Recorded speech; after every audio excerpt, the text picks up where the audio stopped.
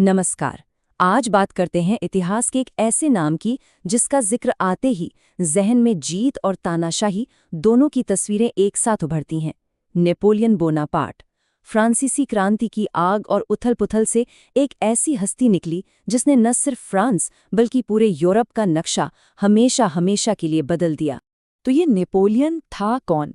देखिए, वो फ्रांसीसी क्रांति की उसी उथल-पुथल और अराजकता की पैदाइश था। वो कोई मामूली जनरल नहीं था। वो एक ऐसी आंधी था जिसकी महत्वाकांक्षा की कोई हद नहीं थी और जिसकी काबिलियत ने उसे फ्रांस के सबसे मुश्किल दौर से खींचकर सत्ता के सबसे ऊंचे शिखर पर पहुंचा दिया। और यहीं पर आकर कहानी बहुत दिलचस्प हो जाती है। क्या वो क्रांति का बेटा था जिसने उसकी आदर्शों को बचाया, उन्हें कानून की शक्ल दी, या फिर वो एक ऐसा मौका परस्त था जिसने क्रांति के सपनों को रौंदकर अपने एक विशाल साम्राज्य की नींव रख दी? चलिए आज इसी पहेली को थोड़ा सुलझाने की कोशिश करते हैं। तो सबसे पहले ये देखते हैं कि नेपोलियन कितनी तेजी और कितने शानदार तरीके से सत्ता तक पहुंचा। उसका उदय किसी टूटते तारे की तरह था, तेज, चमकदार और देखने वालों को हैरान कर देने वाला। ये उसकी कमाल की सैन्य प्रतिभा और सही राजनीतिक मौके को भांपने की काबिलियत का नतीजा था। जरा इस रफ्तार पर गौर कीजिए। सिर्फ एक दशक के अंदर वो एक मामूली तोपखाने के अफसर से ब्रिगेडियर जनरल बना और फिर 1799 के एक नाटकीय तख्तापलट के बाद वो फ्रांस का सबसे ताकतवर इंसान बन गया। और बस 1804 आते आते तो उसने गणतंत्र को ही खत्म कर दिया और खुद को सम्राट घोषित कर दिया। तो सवाल ये है कि उसने ये सब किया कैसे? देखिए, सच तो ये है कि फ्रांस क्रांति के बाद की लगातार मारकाट और उथल-पुथल से थक चुका था। उस वक्त जो सरकार थी, जिसे डायरेक्टरी कहते थे, वो बेहद कमजोर और भ्रष्ट थी। लोग बस एक चीज चाहते थे, स्थिरता, व्यवस्था और देश का खोया हुआ गौरव। और नेपोलियन ने उन सबको यही देने का वादा किया। और उसने अपना वादा पूरा किया, ताकत के दम पर।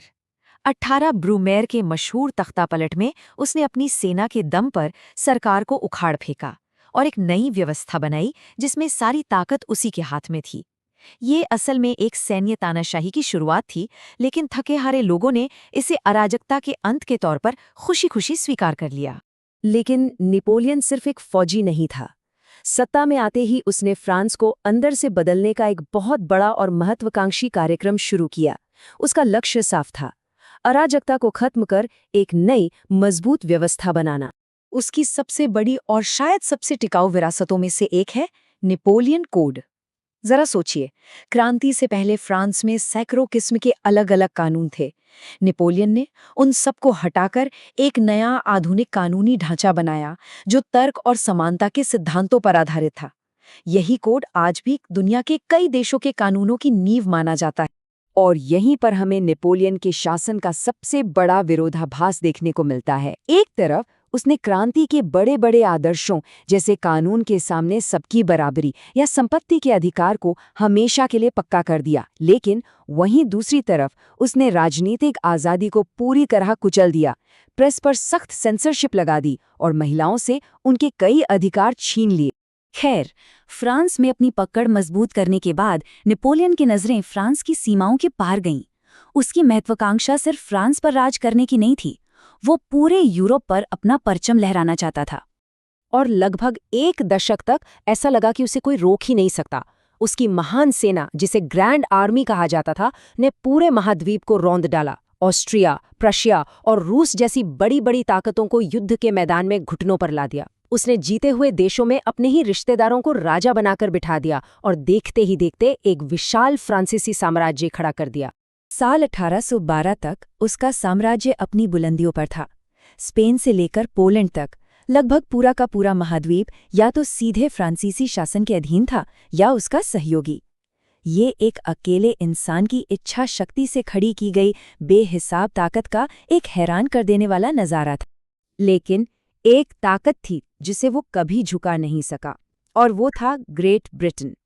1805 में ट्रफैल्गर की लड़ाई में ब्रिटिश नौसेना ने फ्रांसीसी बेड़े को पूरी तरह तबाह कर दिया। इस एक हार ने ब्रिटेन पर हमले के हर सपने को चकनाचूर कर दिया। जमीन पर नेपोलियन का राज था, लेकिन समंदर पर ब्रिटेन का, और यही उसकी सबसे बड़ी कमजोरी साबित हुई। तो क्योंकि वो ब्रिटेन पर सीधा हमला नहीं कर सकता था, नेपोलियन ने उसे आर्थिक रूप से तोड़ने की कोशिश की। उसने कॉन्टिनेंटल सिस्टम नाम की एक व्यवस्था लागू की, मतलब एक ऐसी नाकाबंदी जिसने पूरे यूरोप में ब्रिटिश सामानों के आने जाने पर रोक लगा दी। मकसद था ब्रिटेन की अर्थव्यवस्था को तबाह करना, लेकिन हुआ इसका उल्टा, और इस नाकाबंदी की वजह से पूरे यूरोप में उसके खिलाफ गुस्सा भड़कने लगा। और यहीं से नेपोलियन ने अनजाने में एक ऐसी ताकत को जन्म दे दिया जो आखिर में उसी के बनाए साम्राज्य को ले डूबी, और वो ताकत थी राष्ट्रवाद। ये नेपोलियन की कहानी की सबसे बड़ी विडंबना है।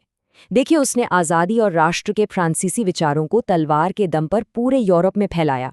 लेकिन जब स्पेन, जर्मनी और दूसरी कौमों ने फ्रांसीसी कब्जे का कड़वा स्वाद चखा, तो उनके अंदर अपनी खुद की राष्ट्रीय पहचान की एक जबरदस्त भावना जाग उठी, एक ऐसी भावना जो फ्रांसीसी शासन के सख्त खिलाफ थी। स्पेन में एक ऐसा भयानक गुरिल्ला युद्ध शुरू हुआ जो सालों तक फ्रांसीसी सेना का खून चूसता रहा। रूस में 1812 की बर्फीली सर्दियों ने उसकी लगभग पूरी की पूरी सेना को निगल लिया। पूरे यूरोप में राष्ट्रवाद की ये आग उसके साम्राज्य के खिलाफ धधक रही थी। उसने अनजाने में अपने ही पतन के बीज बो दिए थे। आखिरकार राष्ट्रों का ये बढ़ता हुआ गठबंधन उसकी अकेली ताकत पर भारी पड़ गया, और उसका पतन भी उतना ही तेज था जितनी तेजी से उसका उदय हुआ था। 1813 में लिप्जिग की राष्ट्रों की लड़ाई में रूस, प्रशिया, ऑस्ट्रिया और स्वीडन की मिलीजुली फौजों ने उसे एक जबरदस्त शिकस्त दी।